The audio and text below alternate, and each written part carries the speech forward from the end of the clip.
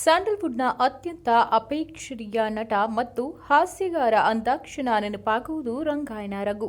ಅವರ ಹಾಸ್ಯದಿಂದಲೇ ಎಲ್ಲರ ಮನಸೆಳೆದಿರುವ ಅವರು 250ಕ್ಕೂ ಹೆಚ್ಚು ಚಲನಚಿತ್ರಗಳಲ್ಲಿ ಕಾಣಿಸಿಕೊಂಡು ಹಲವಾರು ವಿಭಿನ್ನ ಪಾತ್ರಗಳ ಮೂಲಕ ಕನ್ನಡ ಚಿತ್ರರಂಗದಲ್ಲಿ ಸಾಧನೆ ಮಾಡಿರುವುದು ನಮಗೆಲ್ಲ ತಿಳಿದಿದೆ. ಹೆಚ್ಚಾಗಿ ಹಾಸ್ಯಮಯ ಮತ್ತು ನಕಾರಾತ್ಮಕ ಪಾತ್ರಗಳನ್ನು ನಿರ್ವಹಿಸಿರುವ ಇವರು ಚಲನಚಿತ್ರಗಳಲ್ಲಿ ನಟಿಸುವ ಮೊದಲ ಬಿವಿಯಲ್ಲಿ ರಂಗ ನಟರಾಗಿ ಕೆಲಸ ಮಾಡಿದ್ರು.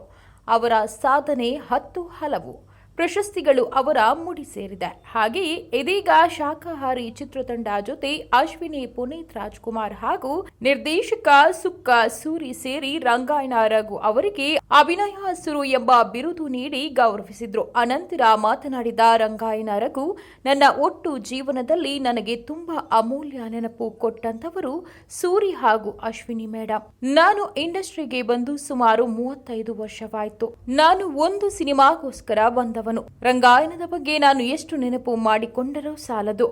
ನನ್ನದು 350 ಸಿನಿಮಾವಾಗಿದೆ. ಈ ರೀತಿ ಪಾತ್ರ ಮಾಡಬೇಕೆಂದು ನಾನು ಯೋಚಿಸಿಲ್ಲ.